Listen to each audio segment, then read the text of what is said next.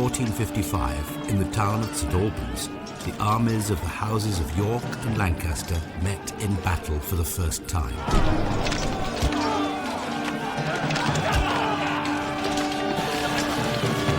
The plotting and intriguing which had been rife among the English nobility were replaced by the new currency of the sword, the axe, and the arrow.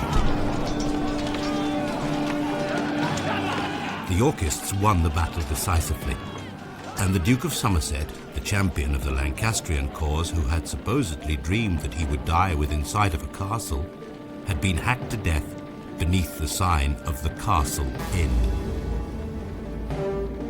The weak and ineffective King Henry VI was now a prisoner of Richard, Duke of York, the man who he had dismissed as protector and defender of the realm in December 1454.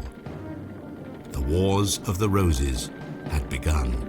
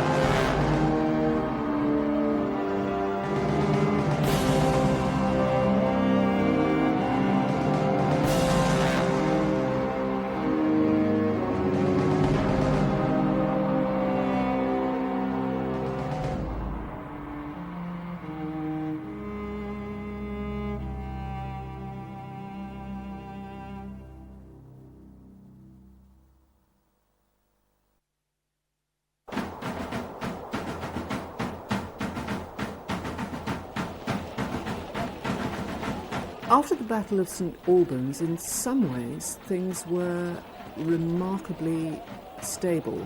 The really important thing, as far as the Yorkists was concerned, was to reiterate their position as standing for the good of the political community at large.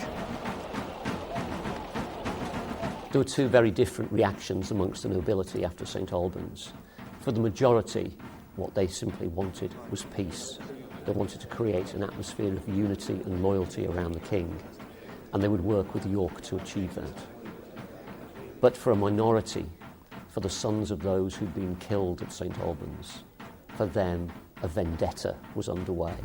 They wanted revenge, and although at the moment they didn't have the power to achieve that, they, in the future, would be determined to achieve their revenge.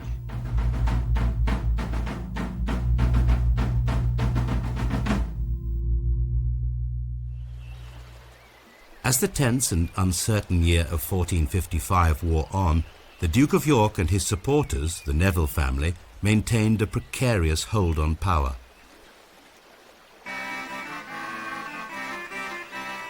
They had gone to inordinate lengths to secure a parliamentary pardon for the bloodshed at St Albans, and York knew that the only route to at least some security was to once again win recognition as protector of the realm. The Lords were hardly falling over themselves to grant his wish, but worrying news of a private war in the southwest of the country seems to have persuaded them to agree. William Burleigh, representing the Commons, championed the Duke of York's cause, warning that unless the Duke of York is made protector and defender, and unless these disorders and riots are firmly dealt with, the land will be lost. And that if the land be lost, it might be the cause of the subversion of the whole realm.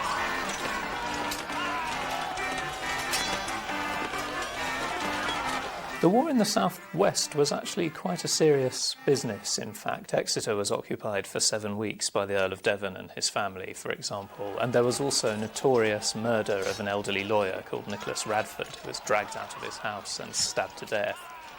And news of these terrible events was brought actually to Parliament and announced to the Commons, and this provided a strong motivation for MPs to petition for action to be taken. And in the light of the King's inadequacies, really, and in the absence of any other strong figure, somebody like the Duke of York, who had been protector before, who had ruled with the Lords of the Council, was the obvious person to approach, to take over again as protector, to carry out the King's duties of maintaining justice and order throughout the realm.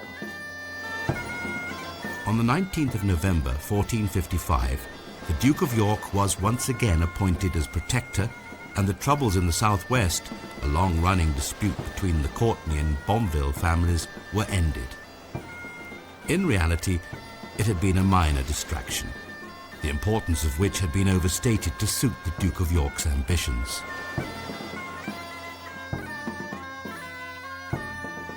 The Duke's other big problem was that of Calais, and this was more pressing and certainly more difficult to resolve. The financial state of the English crown was in a total mess, really, in the 1450s. It was finding it very difficult to produce money to pay for any of the standing charges of defence, and that meant that the Calais garrison was unpaid for long periods of time and therefore inclined to steal wool, for example, as it passed through Calais and hang on to it in order to obtain payment. The Duke of Somerset, York's great enemy, had also been Lieutenant of Calais for most of the first half of the 1450s, and he had built up lots of contacts and networks within the Calais garrison. So it was very difficult for the Yorkists to take over Calais.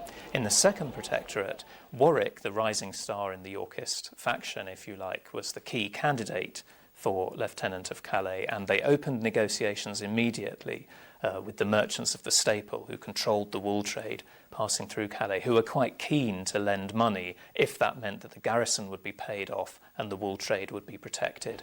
And that was the solution that emerged in 1456, enabling Warwick to obtain the captaincy and actually enter Calais in the summer of that year.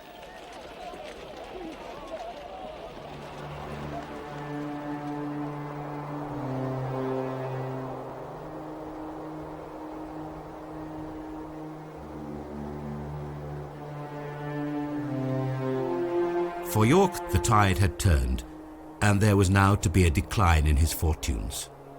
His second spell as protector lasted only 3 months, as King Henry returned to something approaching full health, and again relieved him of the position. The greatest threat to the Duke's overall aspirations, however, came not through the king, but in the shape of the formidable Queen Margaret, who had developed a hatred for York and the Nevilles that would fuel her burning desire to secure the succession to the throne of her son, Prince Edward.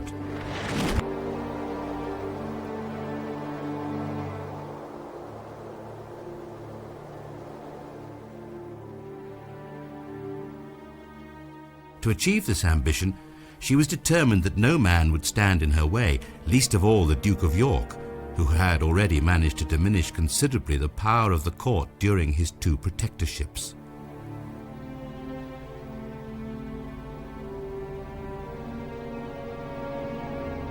It's difficult to give an impartial assessment of Margaret of Anjou. She was a woman, she was a foreigner, she took power at a time when it was not appropriate for a woman, much less a foreigner, to take it. She has had a very bad write-up by her contemporaries. Margaret is presented by contemporaries as a virago, that is, a woman who behaves like a man. And in medieval thinking, that was profoundly unnatural.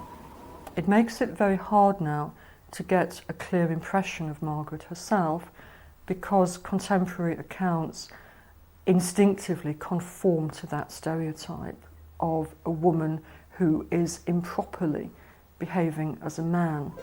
And whether Margaret was genuinely as abrasive and a character as that suggests, we may never know. The Queen was determined to get the king away from London and remove him from the Duke of York's sphere of influence. After visiting a number of Lancastrian castles in the Midlands of England during the summer of 1456, she persuaded Henry to join her at Kenilworth. It was from here that she was able to oversee appointments that were very much of her choosing. These were the first steps in her campaign to destroy the Duke of York and put an end to his claim to the throne. The reason that Queen Margaret was so opposed to York is, I think, quite complex. You have to remember her background in France, where there had been extremely disruptive nobles, indeed so disruptive that it had made possible Henry V's conquest of France.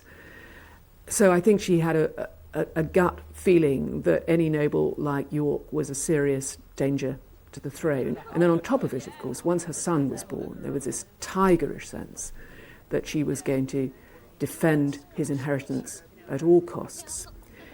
And it's quite probable that she had decided that York was claiming the throne long before York decided that perhaps the best way was to claim the throne. To Margaret, he seemed a real threat in every sense. Despite the Queen's machinations, there was a genuine desire among all concerned not to see a repeat of the dreadful violence of St Albans. The Duke of York and the Nevilles even eventually agreed to pay compensation to the Lancastrian Percy and Clifford families. History Hit is an award-winning streaming platform built by history fans for history fans. Enjoy our rich library of documentaries covering key events and locations of the medieval period. History Hit's medieval offering features leading historians such as Dan Jones, Eleanor Janega and Kat Jarman. Not only that, but we've a rich library of audio documentaries covering every period of history through our network of podcasts. Sign up now for a free trial, and Chronicle fans get 50% off their first 3 months. Just be sure to use the code Chronicle at checkout.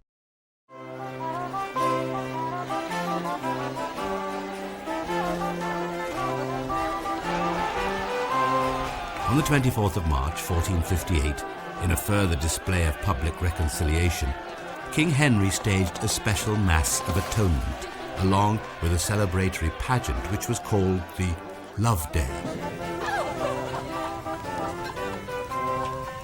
This grand occasion brought together the feuding factions of the two rival houses, with a procession to St Paul's in London that saw the hostile parties walking arm in arm.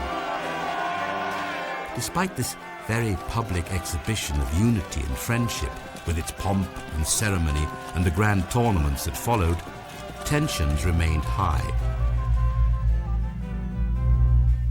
In and around the city, thousands of men-at-arms from both sides watched ominously from the sidelines.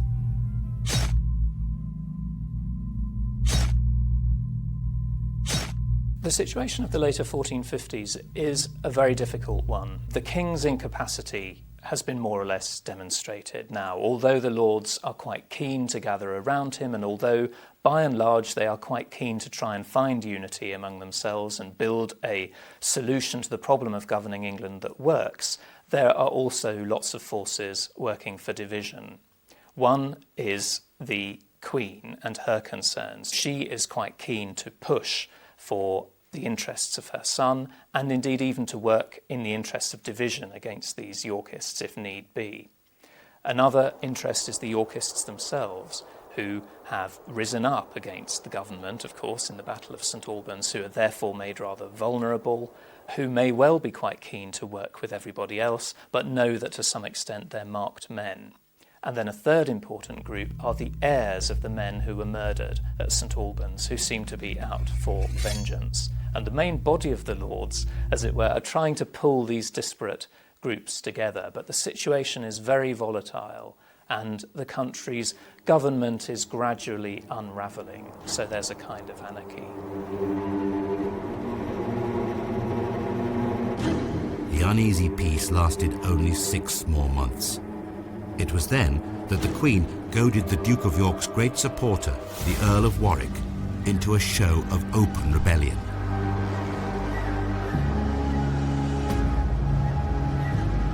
Warwick is set upon in London in 1458 by the men of the court in what seems to be an attempt to assassinate him. And he fights his way through to his barge and manages to escape back to the sea. And I think that's the last straw as far as he and his allies are concerned. Queen Margaret, sensing that her moment had arrived, seized her opportunity with both hands. She summoned the nobles to a great council at Leicester. She was also gathering military forces. And the Yorkists, not unreasonably, decided that to go to this council at Leicester would be very unwise and nasty things might happen to them there. They were, it was said, indicted for not turning up at the council. So at this point, both sides began to get their forces together, and I think this is what you can say really is the beginning of the Wars of the Roses.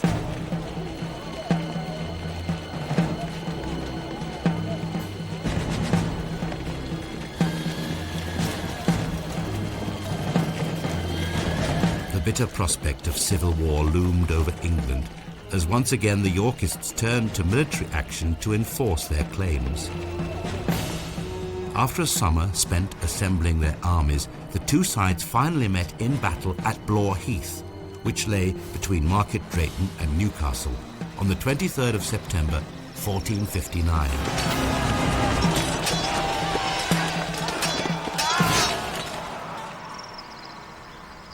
What seems to have happened in September is that the Yorkists planned to converge on Ludlow, where the Duke of York has a huge castle and where they could set up a base of operations, I suppose.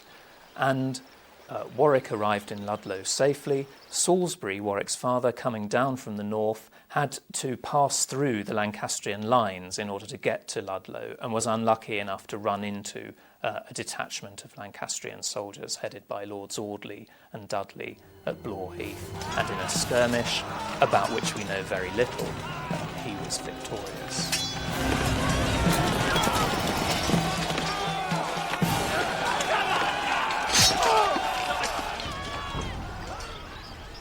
The battle was won. The Lancastrian commander, Lord Audley, amongst those cut down by Salisbury's troops. However, the strategic position after the battle was, to say the least, precarious. Furthermore, the crucial support he had been promised by the powerful Stanley family did not materialize before, during, or after the battle. After considering his options, Salisbury eventually decided to make his way to Ludlow to join forces with the Duke of York.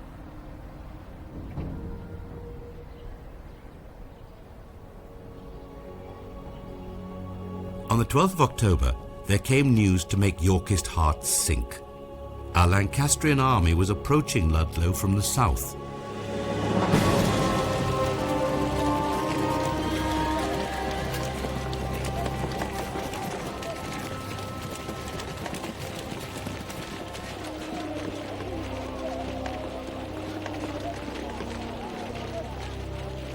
Taking up position at Ludford Bridge to meet his enemy, the Duke of York surveyed his outnumbered troops and watched in despair as Andrew Trollope and the Calais veterans, his only experienced troops, swapped sides. Concluding no doubt that discretion was the better part of valour, York slipped away from Ludford Bridge in the night, abandoning not only his troops, but also his wife and two youngest sons.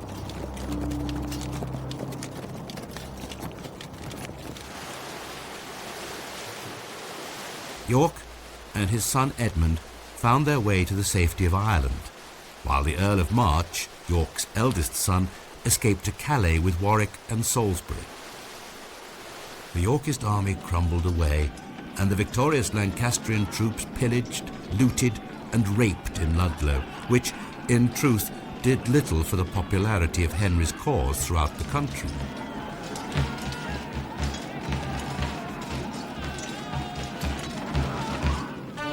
That tireless champion of that cause was Margaret of Anjou, who was now ruler of England in all but name, and she moved quickly to consolidate the Lancastrian position. With her main enemies in enforced exile, the Queen called a parliament at Coventry in November 1459. This Parliament of Devils, as it came to be known, passed a bill of attainder that not only declared York and his main supporters guilty of treason, but also confiscated their titles and estates. Fortunately, we don't have acts of attainder very often these days, but in the 15th century, it was the worst possible punishment for a nobleman. It meant not only that he was convicted of treason and that he would be executed, but that he lost his lands, his title, and his whole family was disinherited. it meant oblivion for that family. And so the Yorkists were convicted of treason, and Margaret probably thought that she'd won.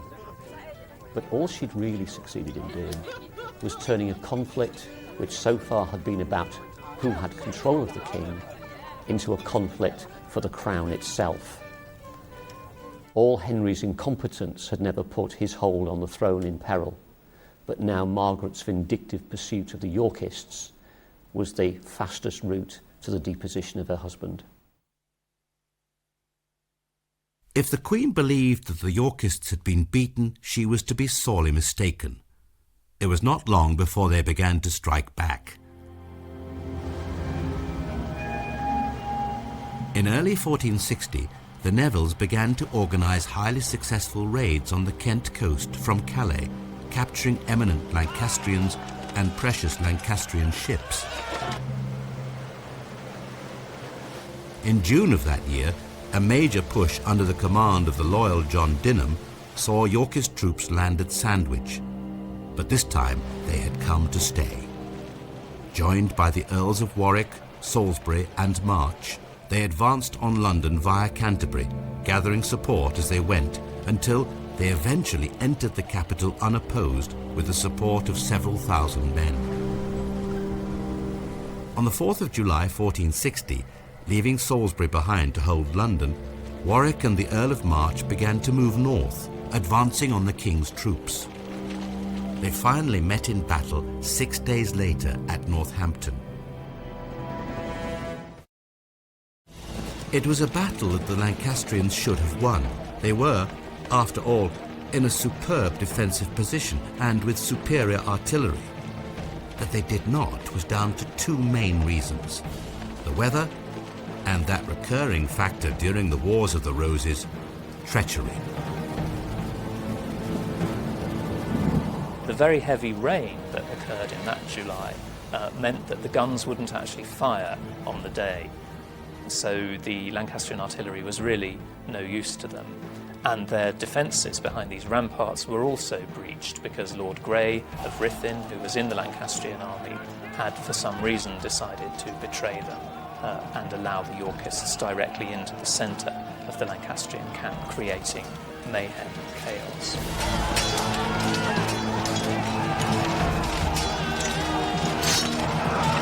The Yorkists wiped out a number of their major opponents and enemies, and they captured the king.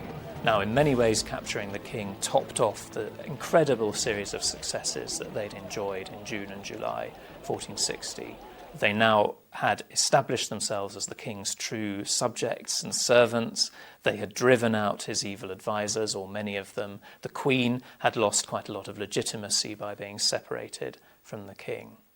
On the other hand, capturing the king may ironically have thwarted the Yorkist plans. They may have expected the king to be killed in the battle, which would have smoothed the way to a Yorkist succession to the throne. Now that they had the king, it would obviously be an act of treason, indeed treachery, to depose him and replace him with the Yorkists.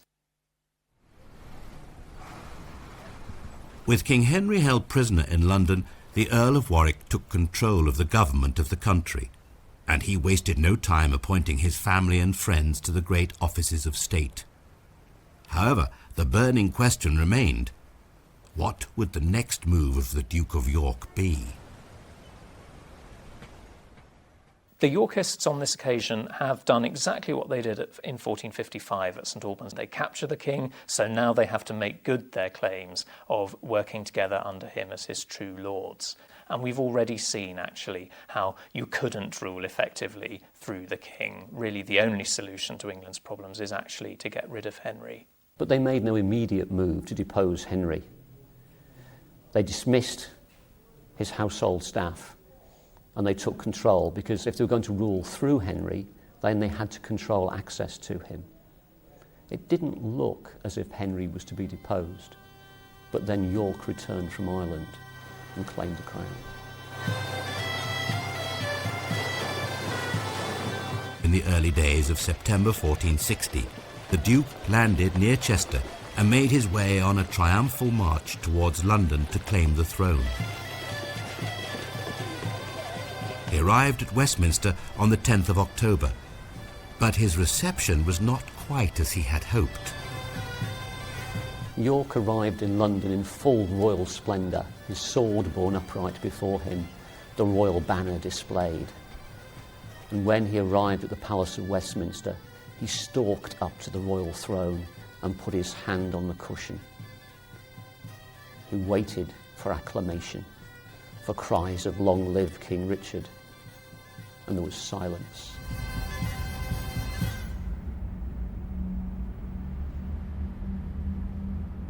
And then the voice broke the silence belonged to the Archbishop of Canterbury, who asked quietly, "Did you want to see King Henry, my lord?" York stormed off, and there was the sound of crashing doors, but he didn't back down. York had created a dilemma for the nobility. Who should they choose, Henry or York? If they chose Henry, then York would fight. But if they chose York, then Margaret of Anjou would be certain to fight in defence of not only her husband, but her son, Prince Edward. It was an impossible situation. Despite the uncertainty, a solution to the problem had to be reached, for there was no doubting the validity in law of York's claim to the throne. Eventually a compromise was reached, which was the very model of political expediency. On the 24th of October, an Act of Accord was passed proclaiming York as the heir to the throne and establishing him as protector, but which saw Henry remain king. This, of course, meant that the king's own son, the Prince of Wales, was disinherited. Reactions to the Act of Accord are quite hard to judge. In some ways, it seems like a sensible compromise for the people in the South East. On the other hand, it's clear that the Queen and the Prince and their supporters are not going to accept it, because the Queen's whole power base rests on the interests of the Prince, and the Act of Accord writes him out of the story in exactly the same way as the Treaty of Troyes of 1420 had written the French claimant to the throne out of the story. It's a very parallel document, in fact. So the Act of Accord is a basis for unity in the South, and it means that the Yorkists haven't betrayed their promises in 1460, but it isn't going to solve the problems in England. There is going to have to be a showdown between the Yorkists in the South and the Queen and her supporters in the North.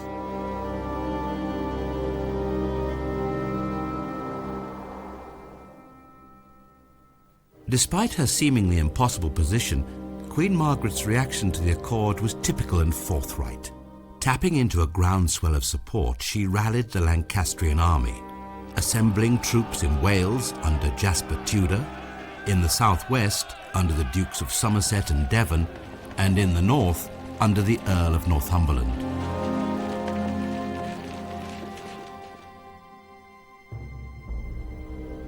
In response, the Duke of York's own 18-year-old son Edward, Earl of March, known as the Rose of Rouen, went at the head of an army into Wales. Meanwhile, York and Salisbury marched north to tackle the Lancastrian forces there. Warwick remained in London to keep command of the city.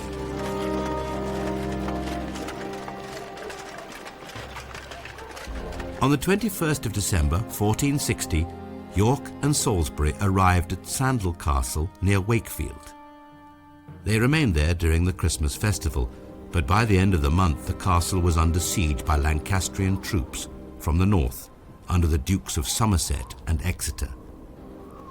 The Yorkists were clearly outnumbered by the Lancastrian force, which made the Duke of York's fateful decision to leave the relative security of Sandal Castle and give battle in the open at Wakefield all the more baffling.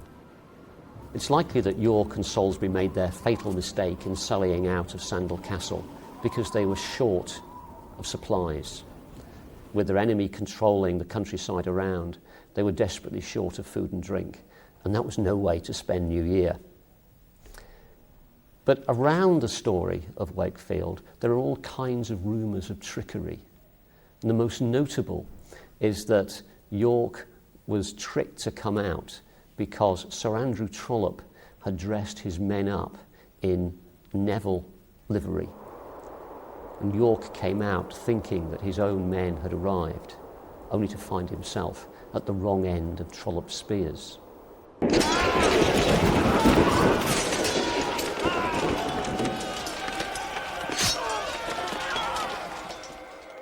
Fought on the 30th of December, the Battle of Wakefield was a disaster for the Yorkist cause. More than 2,000 Yorkist troops met their death, 10 times the number of Lancastrian dead. Amongst the fallen was the Duke of York himself, along with his second son, the Earl of Rutland. Richard Neville, the Earl of Salisbury, was captured. His bitter rivals, the Percy family, took the opportunity to settle old scores, and the 60-year-old Earl was dragged off and beheaded.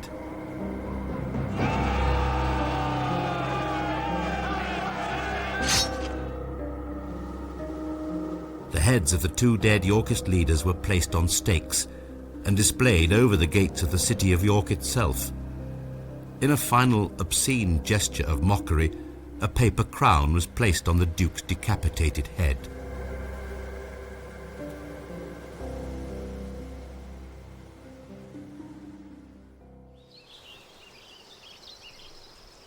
After Wakefield, the Lancastrian troops, who had not been paid by the crown, went on the rampage, sacking and looting the towns of Grantham, Stamford and Northampton.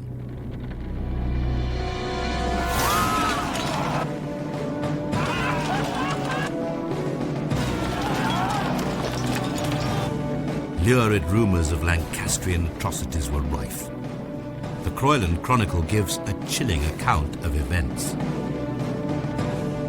The Duke being thus removed from this world, the Northmen swept onwards like a whirlwind from the north, and in the impulse of their fury attempted to overrun the whole of England. At this period too, paupers and beggars flocked forth from those quarters in infinite numbers, just like so many mice rushing forth from their holes, and universally devoted themselves to spoil and rapine without regard for place or person. For besides the vast quantities of property which they collected outside, they also irreverently rushed, in their unbridled and frantic rage, into churches and other sanctuaries of God, and most nefariously plundered them of their chalices, books, and vestments. An unutterable crime. Broke open the pyxes in which were kept the body of Christ, and shook out the sacred elements therefrom. When the priests and other faithful of Christ in any way offered to make resistance, like so many abandoned wretches as they were, they cruelly slaughtered them in the very churches or churchyards. Thus did they proceed with impunity, spreading in vast multitudes over a space of 30 miles in breadth, and covering the whole surface of the earth just like so many locusts, made their way almost to the very walls of London.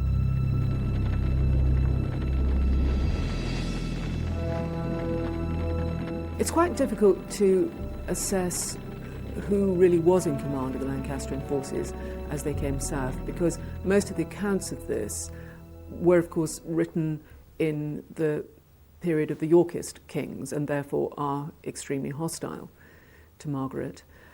It was assumed that she was in command, that it was on her initiative that these troops did come south, looting as they came.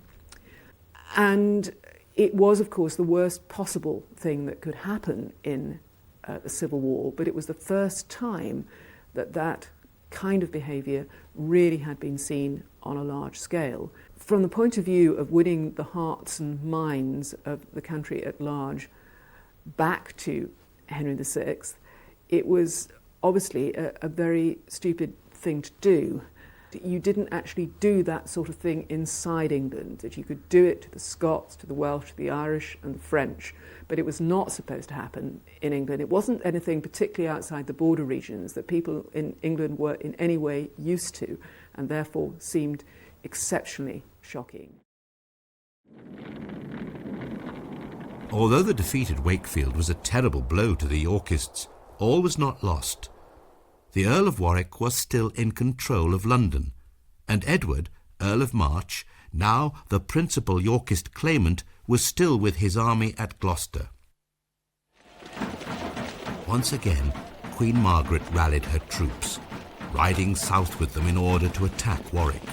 Within the Lancastrian army were the Duke of Somerset, the Earl of Northumberland, and the Lords Clifford and Wells, all men who, having lost their fathers in the fighting at St Albans in 1455, had the additional motive of revenge.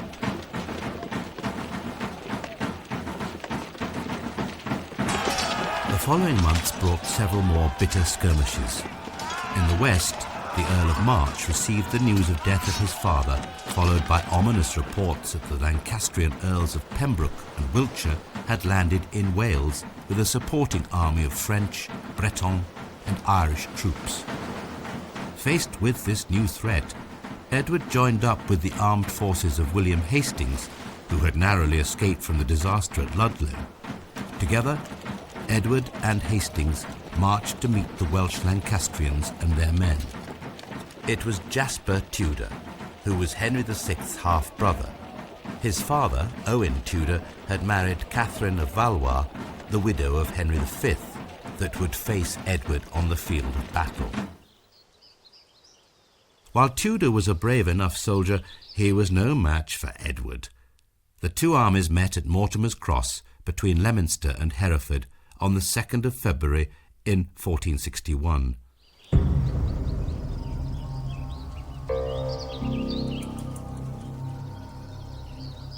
It was Candlemas Day, a holy festival, and it is said that while the Yorkist camp was holding mass before the battle, 3 blazing suns appeared in the sky. Believing this to be a divine omen, Edward drove his army in hard against the Lancastrians, winning a decisive victory.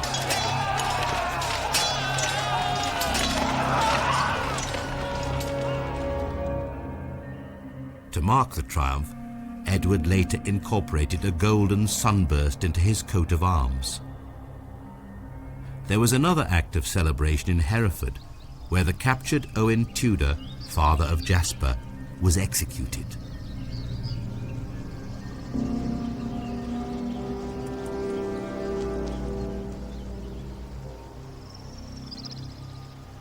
The Yorkist success at Mortimer's Cross was welcome, of course, but it paled into insignificance when compared to the disaster that befell them at the Second Battle of St Albans in February 1461. It was to that unfortunate town, the scene of the first Yorkist victory some 6 years previously, that the Earl of Warwick had marched an enormous army, with his prisoner, the unhappy King Henry, in tow, to meet the threat posed by the advancing Lancastrians. The Second Battle of St Albans all went horribly wrong for the Yorkists. It seems that a small part of the Yorkist vanguard was attacked by a much larger Lancastrian army, and the rest of the Yorkist army, headed by Warwick, failed then to engage the Lancastrians successfully, and indeed the army melted away in the face of the Lancastrian victory over the vanguard. And in the course of the rout of the Yorkist army, the king was recaptured by the Lancastrians. So it really did look for a moment as if the game was now completely up for the Yorkists. Sir Andrew Trollope was knighted. He'd killed 15 men. But in a remarkable display of mock modesty, Trollope said, "I only killed 15 men. I was wounded early in the battle and I couldn't move. I had to wait for them to come to me." And here you can imagine him gesturing to the piles of bodies surrounding him as he finished off. "They had to come to me, but here they lie still."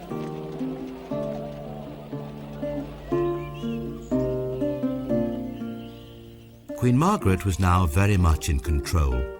Rumours circulated that during the Second Battle of St Albans, where he was rescued by the Lancastrians, King Henry had stood in the midst of the fighting, raving, laughing and singing madly.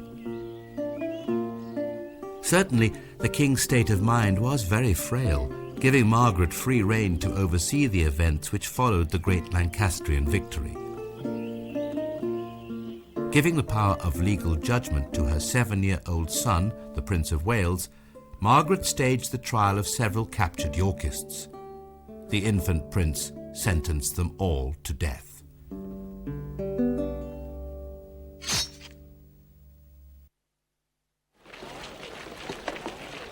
After the flight of Warwick, the road to London was clear for the King and Queen. But news of the carnage that had occurred after Ludford Bridge and Wakefield had travelled fast. Even though the Queen sent her troops to Dunstable, far away from London, the royal couple and their retinue were refused entry through the gates of the city. The Lancastrian troops retreated to York, while Edward, Earl of March, and the Earl of Warwick rode into London to an enthusiastic welcome.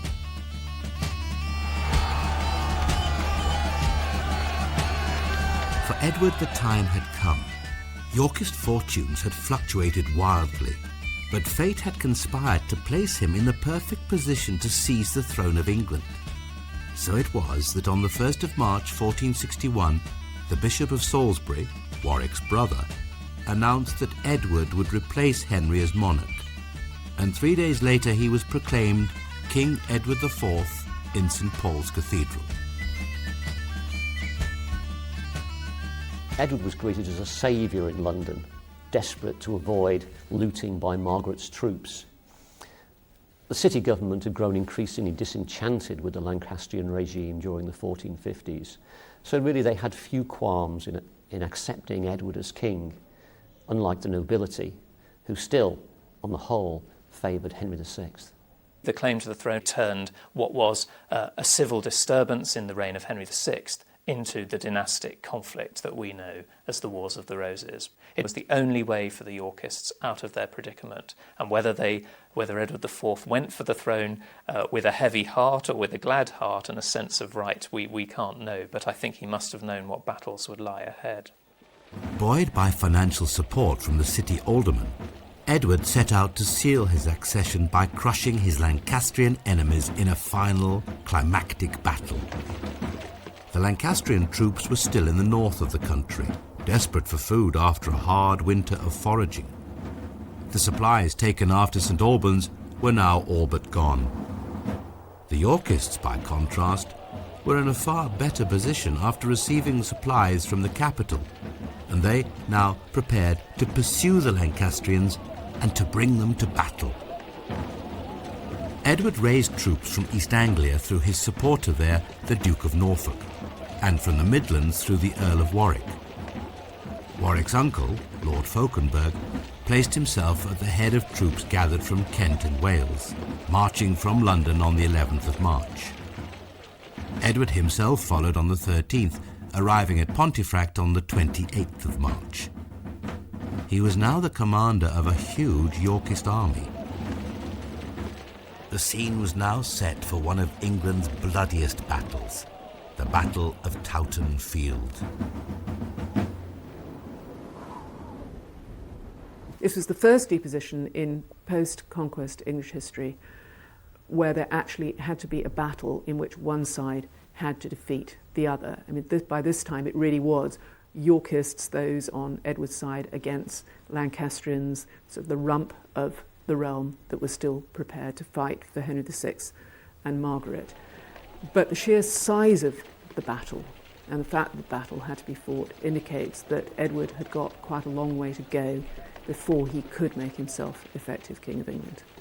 The Battle of Towton was one of the most major, if not the most major, battle of the whole Wars of the Roses. Huge Lancastrian army, huge Yorkist army, and a strong sense on the part of both armies that this was really the final showdown.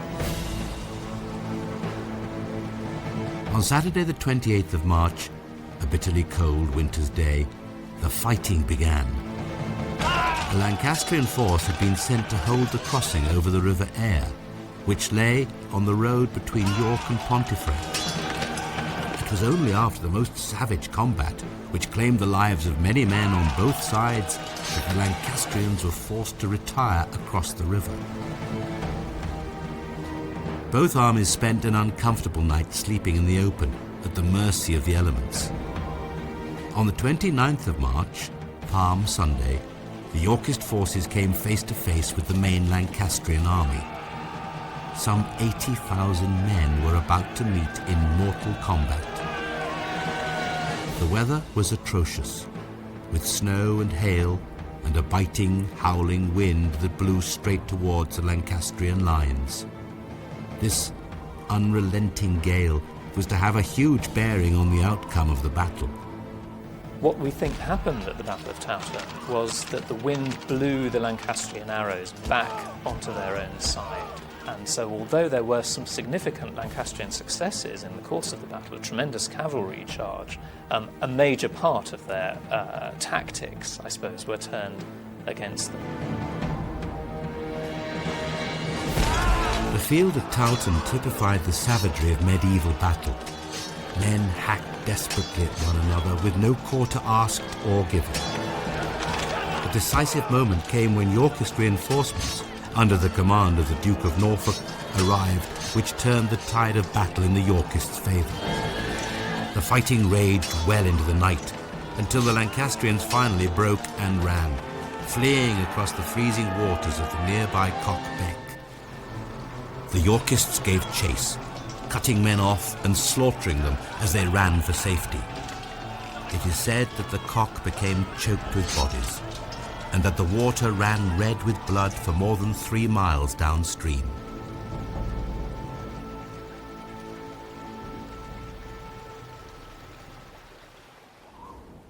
Perhaps 20,000 men died during the Battle of Towton. No one knows the full extent of the carnage. A calamity had befallen the Lancastrians. Among the dead were the Earl of Northumberland, Lord Egremont, and Lord Clifford. The great soldier Sir Andrew Trollope also perished, along with more than 40 other knights, while the losses among the Yorkist nobility were light. After the Battle of Towton, there is, in a sense, no Lancastrian army. There is a king, there is the queen, there is a prince. There are a handful of Lancastrian magnates and the few men who are willing still to follow these men. The Yorkist victory at Towton was fundamental. Really, this was the last battle of Henry VI's reign. In many ways, this is the end of Henry VI's reign. Henry VI is nothing more, really, than a pretender to the throne. The Lancastrian danger is, for the time being, wiped out, but most of all, Lancastrian legitimacy is wiped out. It's now the Lancastrians who are the renegades, and the House of York, which is the legitimate and convincing claimant to the throne of England. So it's really the end of Henry VI's reign, the beginning of Edward IV's, but it's just a milestone in the ongoing conflict that is the Wars of the Roses. When news of the disastrous defeat at Towton came through, Henry VI, Queen Margaret, and the Prince of Wales all fled to the safety of Scotland, soon to be joined by the Dukes of Exeter and Somerset. Edward's victory was complete. England was his, and the Rose of Rouen was officially crowned Edward IV in Westminster Abbey on the 29th of June 1461. The House of York had the throne at last. But it owed everything to the support of the Earl of Warwick, a man Edward could not afford to alienate, and a man the people were now calling the Kingmaker.